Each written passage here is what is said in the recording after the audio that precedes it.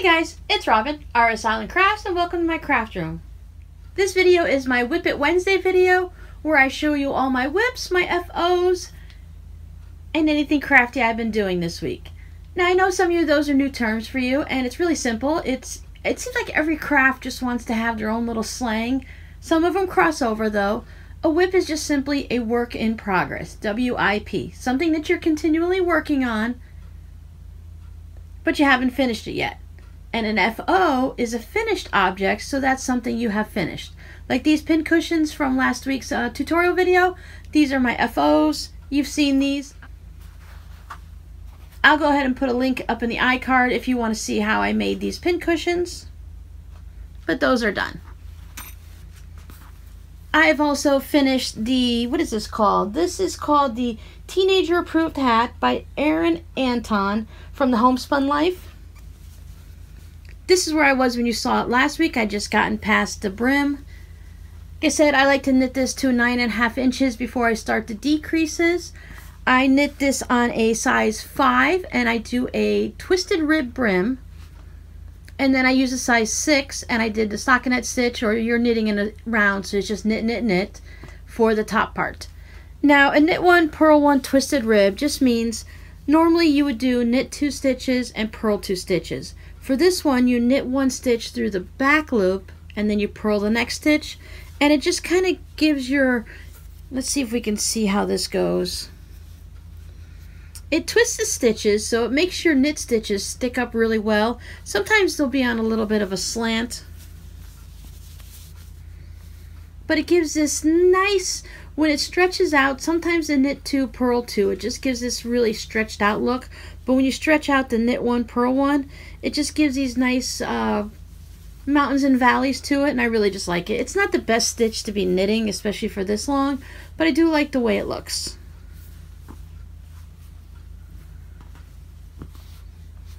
So this hat is going to be going into my Christmas gift giving box.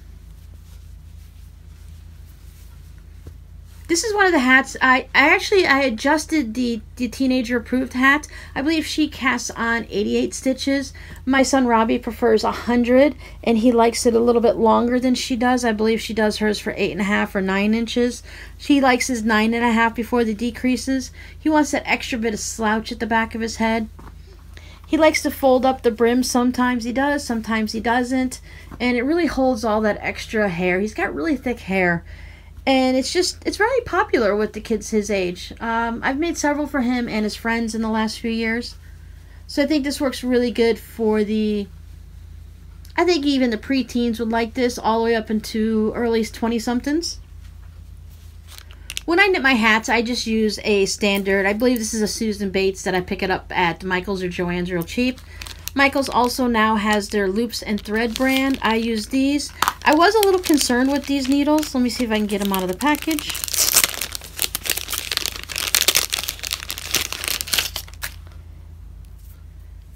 This needle right here, can you see it has that little bit of like a burr or scrape on it? I can actually, you hear how my nail gets stuck on it? I put this in my right hand so that all the stitches were coming this way and I was knitting them off onto here, and I didn't have any problems. The stitches slid right past here because this way it doesn't stick as much as this way does. So there was no problem. I was a little concerned because, you know, I just bought them. Even though I got a 50% off coupon, I didn't want to have to run back up to the store. The joins were no problem on these. They're not the fanciest, and I think these were only $5.99 before I used my discount. I really do like these. I believe, like I said, they're the Susan Bates, I'm pretty sure. They have a squished part here and this nice little joint, so it's really nice. This one, it looks like it could come unglued or something, or it's like it's heat melted on there. I'm not really sure. But for the price, and I really needed the needle right then and there, it was good. I would like to replace all my hat needles with the ChowGoo, because ChowGoos are my favorite knitting needles. I had to use some double point needles when you get to the decreases on the top. And I had these nice purple ones from Boy that I use. I did cast on a new project.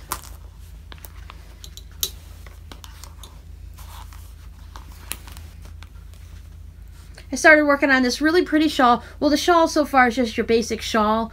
It's pretty because I love the way the yarn is working up. This is a super eyelet shawl by the Woolly Brew. I believe it's free on Ravelry. Most of my patterns that I use are mainly free patterns or ones where when they first are released, a lot of times the designers will give you a coupon code as a free pattern. If I'm just looking for a random pattern, I'm generally going to use a free one from Ravelry, but I do have several that I purchased because I want something specific. I have these on size 8, and these are my Chowgoos. And the yarn I am using is Lion Brand ice cream yarn. I picked this up at Hobby Lobby. It was only $4.99, but I did purchase this, probably 3-4 years ago. I don't remember. I've only been to the Hobby Lobby once there. It's over in the next town, Fort Myers, and you got to go over the bridge, and you got to go through a million traffic lights and sit in traffic for a long time. So even though it's probably only like 10 miles away, it still takes you 20 to 30, 40 minutes to get there, depending on time of day.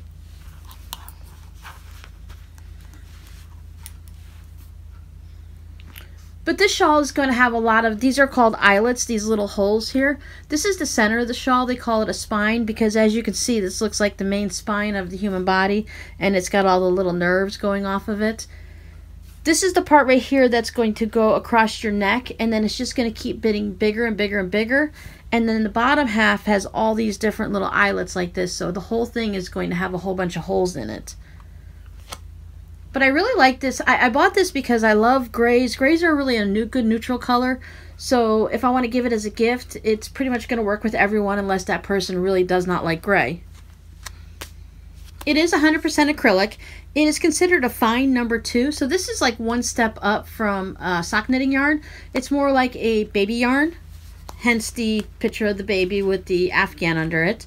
And if you knit it on larger needles, like mine are a size 8, and this calls for, if you look right here, it tells you, this is your gauge right here, it tells you it needs a size G crochet hook or a size 5 knitting needle.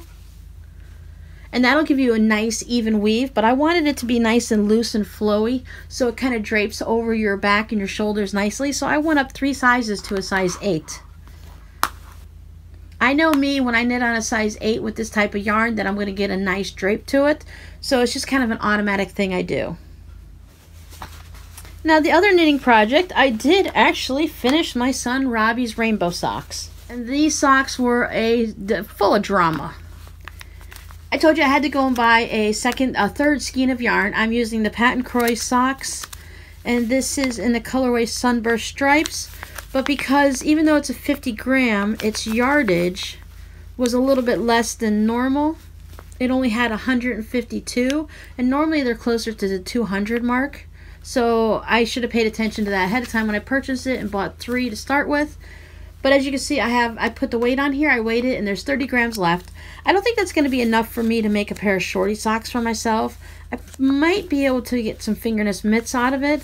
But what I think I might do is just go ahead and wind this up, roll this into a ball, and use it for my miter square blanket. Because each miter square is, chances are, it won't even make one I probably get maybe 1.5 miter squares out of just one color section.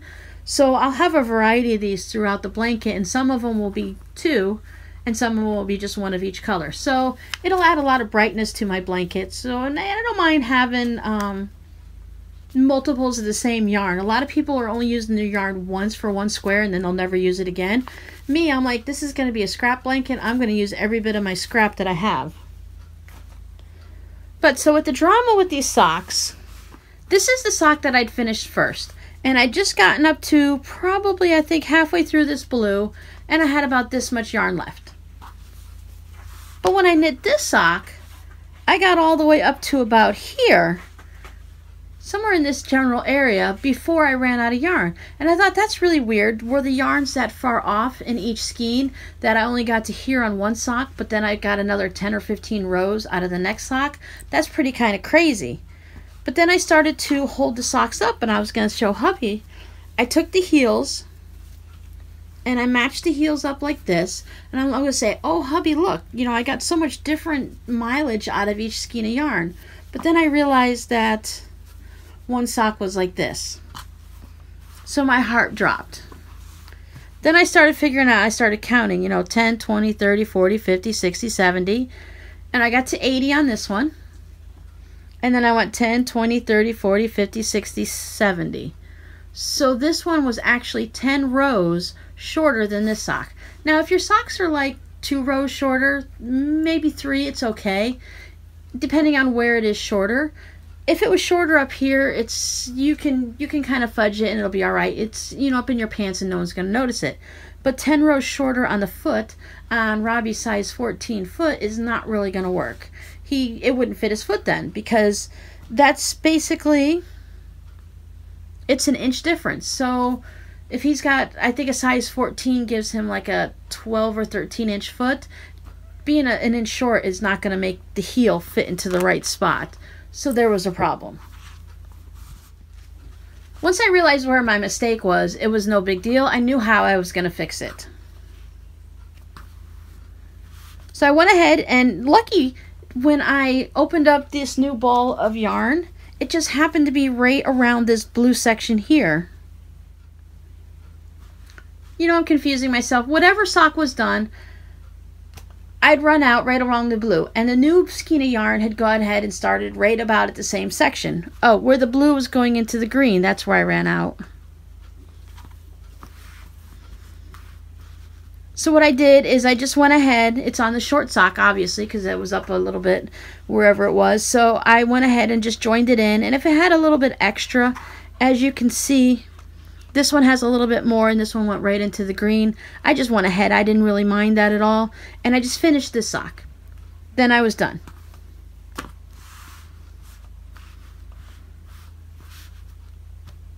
I went ahead and finished this sock and with the cuffs, and that was done. Then I decided, let's figure out what's going on with the toes. Now this is the one that I have to fix a couple little holes here. This sock was 100% done, ends woven and completed. Now to fix this sock, I needed to add an extra 10 inches between, the heel and the toe. So what I ended up doing is, I've never done this before, but I went ahead and I took, these are the size 1 knitting needles. This is how small they are compared to the size 8s. That is a big size difference. That's why knitting on a shawl in size 8s goes so quick. But anyways, I took my knitting needle, and there was this large red section right through here. Knitting stitches are like a V. You have a left leg and a right leg. Left leg and a right leg, whatever you look at it, front and back. So what I did is I just picked up and I put my needle between the first, underneath that first stitch, and skipped the second one. Then I went to the next one and I skipped that one. So I just wove it in and out. So I just took it like this. I started over here on the edge, and I just went through and I grabbed one stitch, and then I skipped that one down there, and then I picked up the next stitch and I skipped that leg. So as you can see, each stitch has this V here. So I just easily just picked up one at a time, very slowly, put on a YouTube video, listen to a book on tape, whatever it takes for you. And I did learn that it was not fun picking up in the red section because it's very hard to see the stitches. So I just did this little scooping motion where I picked up every other until I had all of them on. And then I went around to the other side, and I tried to be very careful to follow it around, and I picked it up there. So when I was done,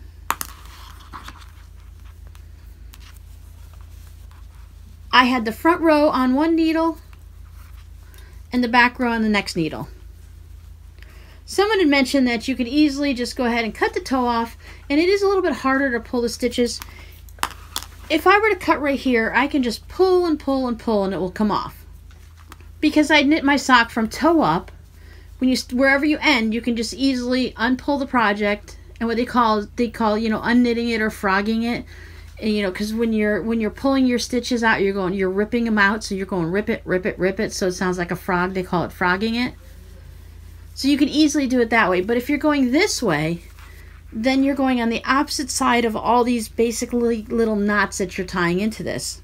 So I tried just to see, because I know if you're up in this section, you can pull it and then pull it through all the little loops, because you'll have loops still sitting there and you just have to pull the thread out backwards, the yarn out backwards. So I thought I'd try it. But because I did increases, and the way I did them is I do a yarn over, which you just put your yarn over your thread, and then instead of knitting in the needle the normal way, I went ahead and knit through it in the back way, and it closes up that yarn over so you don't get a hole like I get in my shawl. So there's one here and one here, and one here and one here, the 4 increases on your sock. I know this is going to be a lot of gibberish for people who don't knit, but I did have several questions on how I was going to fix this. So when I was getting to those points and I'd pull the yarn, I get stuck at these 2 areas because there would be knots there. So I said, all right, this is not going to work. It's driving me crazy. I couldn't undo the knots because they were too tight, and you know, the yarn is just too thin. So when I had my needles in here,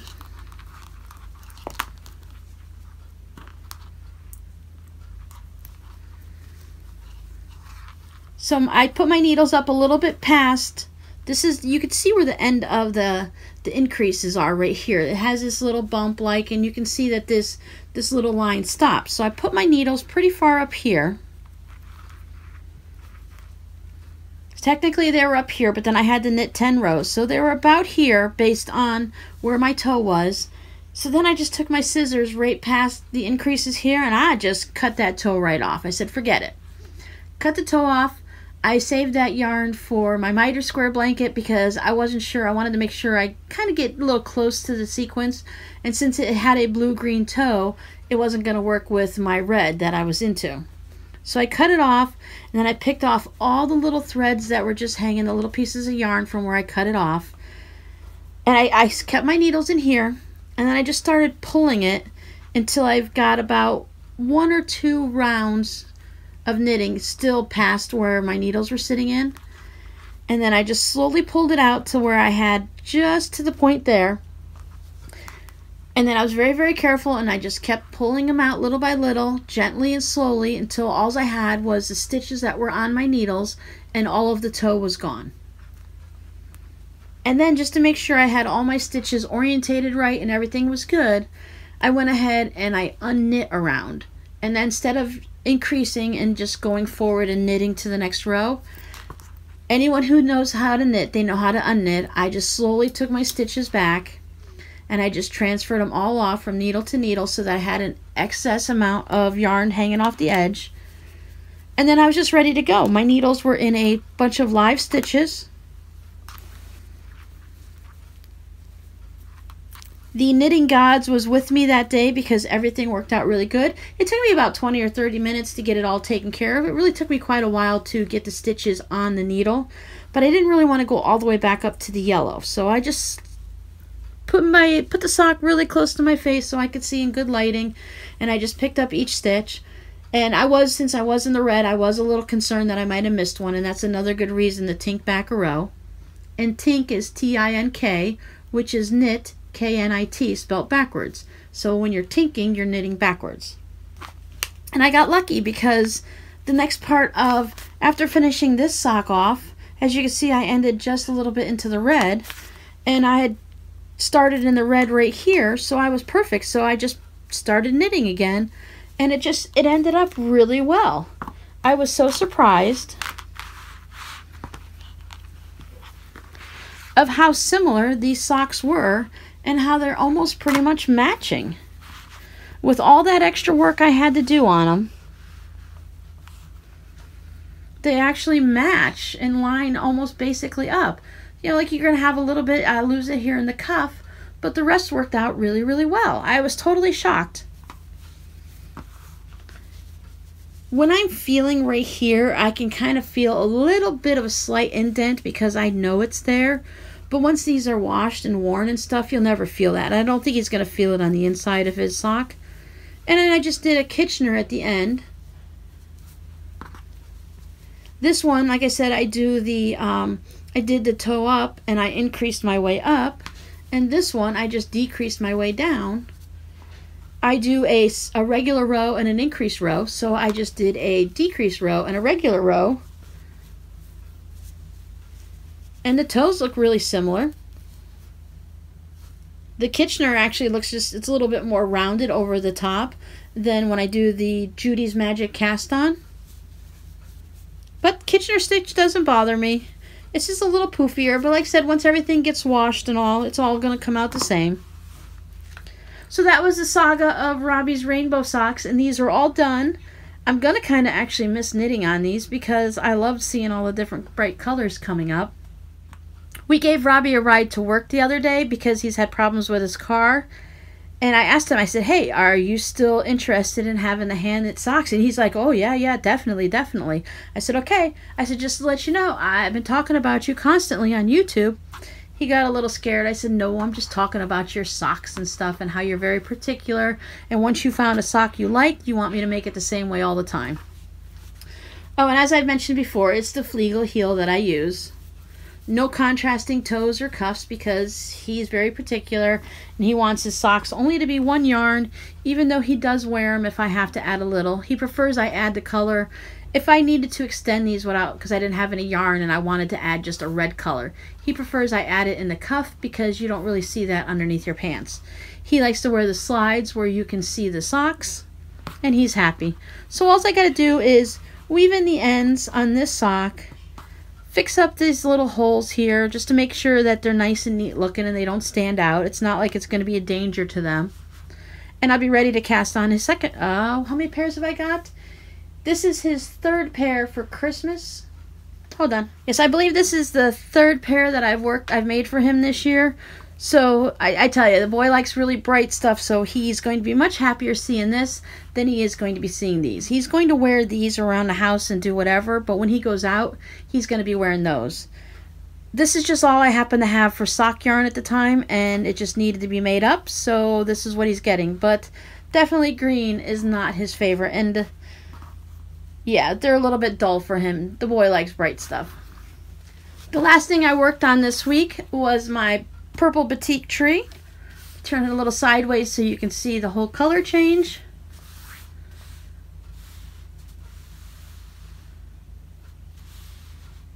All the fabrics on here are batik except for the back. The back is just a standard black. I'm going to be just putting a black facing on this because I want this just to stand as is and I don't want to have any type of border. I do have a video on how I do a facing. I'll pop that up there also.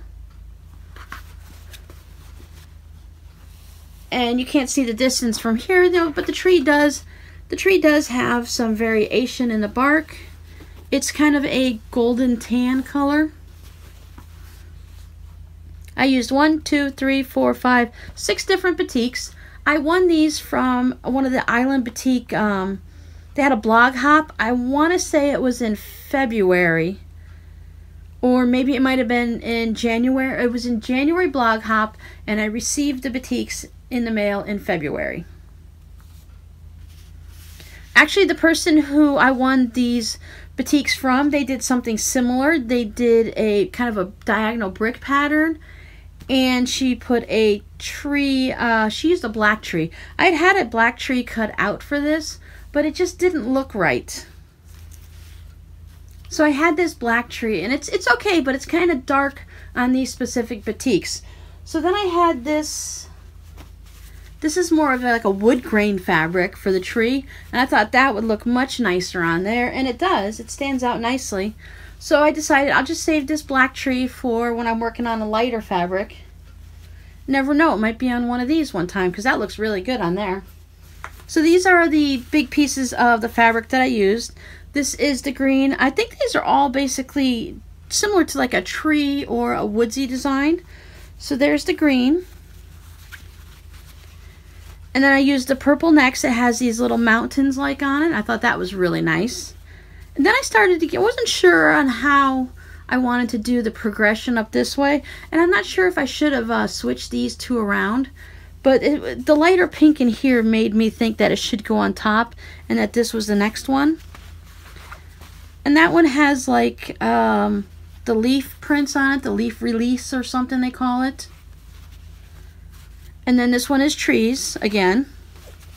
These trees, I decided to put them up this way, where the green ones, you can see the trees are laying down, because I thought that looked more like the layers of the earth down at the bottom, where you might have some green mossy patches and then some dirt patches. And then this is just the top, more leaf prints, but I thought it was much lighter.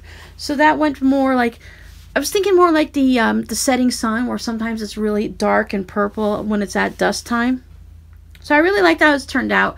And if anyone's interested, this should be, I'm hoping, that's my plan, for this, a similar one to be this weekend's, this Friday's Sew With Me project.